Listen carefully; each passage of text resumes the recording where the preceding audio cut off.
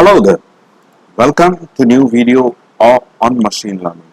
In my previous videos, I have discovered about or I have discussed about feature vector, feature space, which was a part of first video. Second video, I have discussed about feature selection. Before I move on to what we call feature extraction, I have to go with overfitting and underfitting. Based on this one, we are going to see some topic. So in my video number 3 today, we are going to see something overfitting and underfitting in machine learning, in ML. Correct? Now let's move on to this topic. Correct? I have got two graphs in front of you, one with the red line, another one with I'll take the link other with a very good line.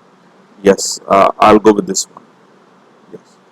So I have got two what you call graphs in front of me, one with the red, other one with the blue one. And this graph is called fx. We can call it an fx or a model or a hypothesis or the output of your training data set. Correct? And if you see on this graph, I have got all the points on the graph. I have seen all the points on the graph. These are there on the point. Correct? So when each point of your comes or the output comes on the graph, which is represented on x-axis as well as on y-axis, then we call it as overfitting, because each point is what we expected. Each point is going to give, when we test it, we are getting all the exact point. That point we call it as overfitting. And in underfitting, if you see it, there is an output line which is going straight away, but there are only few points which are here. I think so probably here, or let's say these are the outputs, but only few points are coming on your required output. The point does not fix on the line. The points are not on the line, whereas here the points are on the line. This is of x model, hypothesis, or output of a training. Only few points come on the line. This we call it as underfitting. We are going to see with the help of an example what is underfitting and overfitting. But at the point when all the points comes on your expected output, then we call it as overfitting. When few points, a less point, 1 or 2 points come on your expected output, we call it as underfitting. Let's take an example. I have just divided my slides into two parts. Correct? We will see with this an example. This we have got overfitting, and this is we call this underfitting. Correct? And this is the graph for it, and this is the graph for it. Am I right? And now let's take an example. I have trained in my model so that when I give a sphere diagram, it should tell me a ball. I have trained a model which specifies any object which is a sphere, then it has to tell me a ball. Now I have trained in underfitting, I have trained a model that if I give an object and if it is a sphere, it has to tell me it's a ball, any object. Let's take an example. First time I have given a sphere ball of 5 centimeter, and it's a ball. Next time I specify, I've given him an orange, which is also a sphere, but once I give him the orange as an input, it shows me this is a ball, which is wrong. Whereas here I have got only few attributes, only one feature I have given it. I have given only one feature, that is sphere. So hardly any point will come on the graph. Whereas if you see this graph also, only few points are coming here. Means I'm just giving a little bit point of it, only one feature.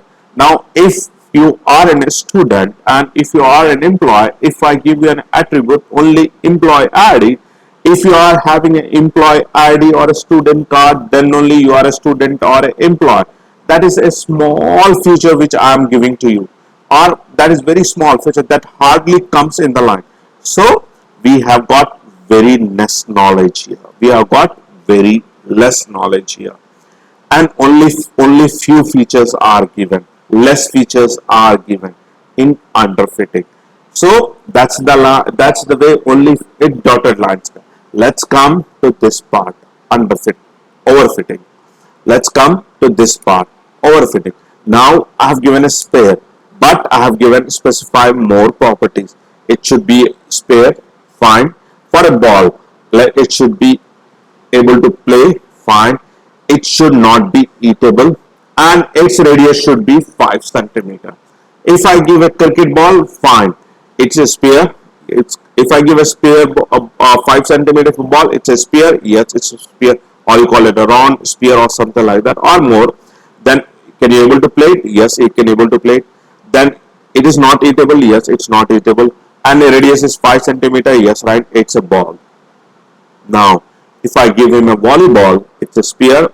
Yes, it's maybe, or a ball, very big ball, and big ball, and it's playing. Yes, it is not eatable, but radius is 12 centimeter.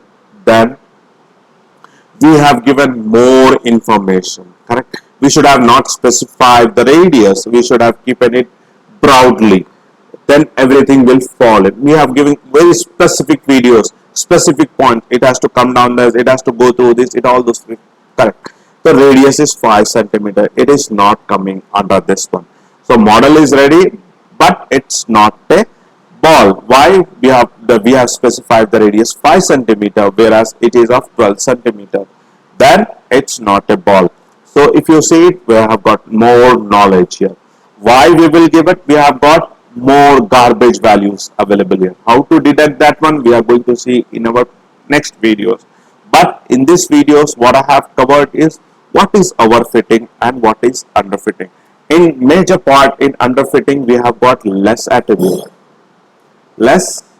attribute or future, whereas here overfitting we have got more attribute or more futures, which is our garbage value, where we cannot have. So in between this overfitting and unware, we have got a normal, where we can take a medium value and we can able to do this part. This is what overfitting. So in this point, I have just given you with the example, the graph, what we call it as.